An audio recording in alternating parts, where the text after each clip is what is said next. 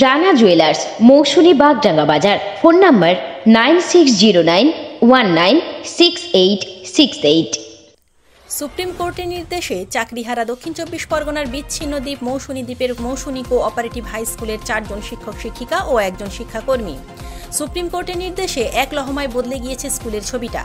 এই স্কুলের সর্বমোট স্থায়ী শিক্ষক ছিলেন 11 জন। স্কুলের পড়ুয়ার সংখ্যা 1300। পঞ্চম থেকে দ্বাদশ শ্রেণী পর্যন্ত রয়েছে 14টি সেকশন। চাকরিহারা 4 জন শিক্ষক শিক্ষিকার মধ্যে রয়েছেন স্কুলের একমাত্র অঙ্কের শিক্ষক এবং একাদশ দ্বাদশের একমাত্র শিক্ষাবিজ্ঞানের শিক্ষক। স্বাভাবিকভাবে এই মুহূর্তে স্কুলে নেই কোনো অঙ্কের শিক্ষক, শিক্ষাবিজ্ঞানের শিক্ষক। ফলে পঞ্চম থেকে দশম শ্রেণী পর্যন্ত অঙ্কের ক্লাস করানো হচ্ছে না। একাদশ দ্বাদশে বন্ধ রয়েছে শিক্ষাবিজ্ঞানের ক্লাস। বিদ্যালয়ে পঞ্চম থেকে দ্বাদশ শ্রেণী পর্যন্ত এই মুহূর্তে বাংলা এবং ইতিহাসের মাত্র 1 জন করে শিক্ষক রয়েছেন। শিক্ষক সংকটে প্রতিদিনই বেশিরভাগ ক্লাস না করেই বাড়ি ফিরতে হচ্ছে পড়ুয়াদের। শিক্ষক সংকটের কারণে চতুর্থ পিরিয়ডের পর স্কুল ছুটি দিয়ে দেওয়ার সিদ্ধান্তের কথা স্টুডেন্টস হোয়াটসঅ্যাপ গ্রুপে জানিয়েছেন ভারপ্রাপ্ত প্রধান শিক্ষক। বলাই বাহুল্য, সুপ্রিম কোর্টের নির্দেশে রাজ্যের বিভিন্ন স্কুলের মতন বিচ্ছিন্ন এই দ্বীপের মৌসুনী কোঅপারেটিভ হাই স্কুলের পঠন পাঠন ব্যবস্থা একেবারেই ভেঙে পড়েছে।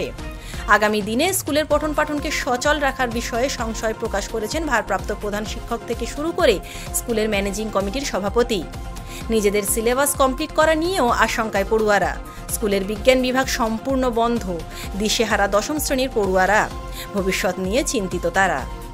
আমাদের পার্মানেন্ট স্টাফ ছিল 11 জন, টিচিং স্টাফ, মানে আমাকে নিয়ে টিচার ইনচার্জ সমেত 11 জন। তো আমি তো অল্প ক্লাস নিতে পারি।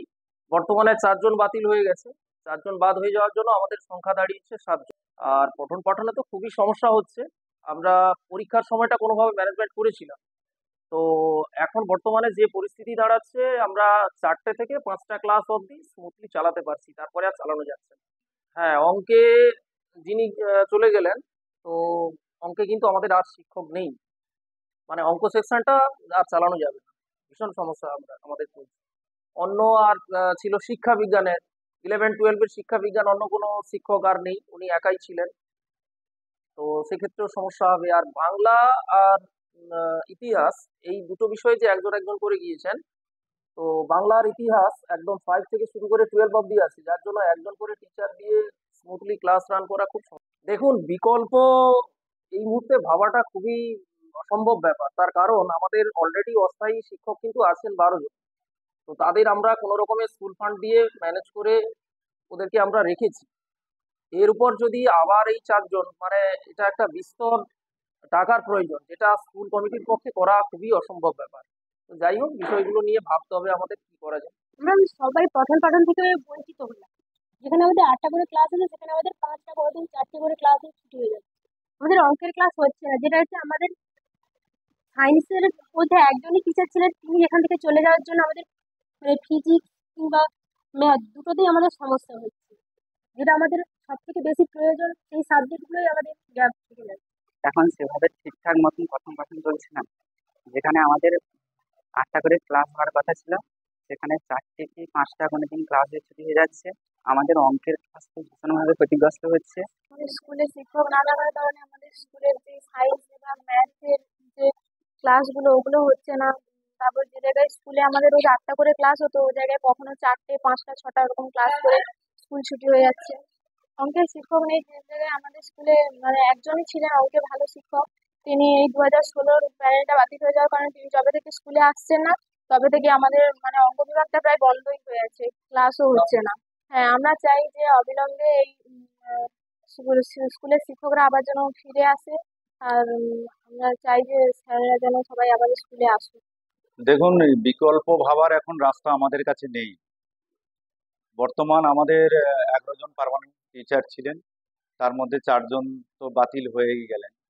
এখন 7 জন পার্মানেন্ট শিক্ষক নিয়েই আমাদের ক্লাসটা করতে হচ্ছে। আপনারা হয়তো অনেকেই জানেন বা আপনাদের অনেকেই এখানে হয়তো খবরে নিয়ে এসছেন যে আমাদের এখানে 12 জন পার্ট টাইমার নিয়ে আমাদেরকে টোটাল 5 to 12 ক্লাসটা করতে হচ্ছে। বর্তমান পরিস্থিতি যেভাবে দাঁড়াবে সেভাবে আমাদেরকে করতে হবে। হয়তো দেখা যাবে 4th পিরিয়ড অবধি করতে হবে, স্মুথলি যেভাবে চালানো যায়। তারপরে কিছু কিছু ক্লাস ছুটি দিয়ে কিছুটা যদি পঠন পাঠন 2-1টা ক্লাস রেখে এরকম করা যায় সেই চিন্তা। হ্যাঁ, সেটা তো ব্যাপক ক্ষতি হচ্ছে। যা বর্তমান যা সংকটজনক অবস্থা, সেই অবস্থাতে আমরা এখনো নিজেরা কি করব ভেবে উঠতে পারছি না। তবু ম্যানেজিং কমিটিকে নিয়ে বসেছিলাম, চিন্তা ভাবনা হচ্ছে কিছু একটা তো ব্যবস্থা করতেই হবে যদি স্কুলটাকে রানিং রাখা যায়। সেই কারণে আমাদের টোটাল 5 জন, 4 জন টিচিং স্টাফ, 1 জন নন টিচিং স্টাফ।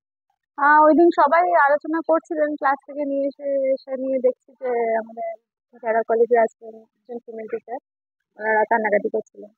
তারপরে পরীক্ষাও চলছিল ওই সময়টাতে, তো তারপর ওনারা ছিলেন, তো আলোচনা সবাই এখানে স্টাফ সবাই সহমর্মী, সকলে একসাথে আলোচনা করছিলেন, দেখছিলাম। আমরা তো প্রথমটা বিশ্বাসই করতে পারিনি, যেটা হয় আমাদের কাছে এক্সপেক্টেড ছিল না খুব একটা। তো তারপরে যেরকম আপাতত চলছে, চালানো হচ্ছে আর কি।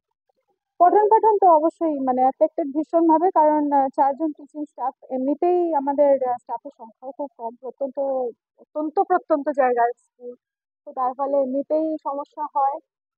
1-2 জন অ্যাবসেন্ট করলেও আমাদের সমস্যা হয়ে যায়, এমনিতে আমরা সবাই ওভারলোডেড থাকি। তারপরে এখন 4 জন টিচিং স্টাফ অ্যাবসেন্ট হওয়াতে আপাতত আমরা সব ক্লাস চালাতে পারছি না। নামখানা থেকে প্রান্তিক বাংলা নিউজ টিম।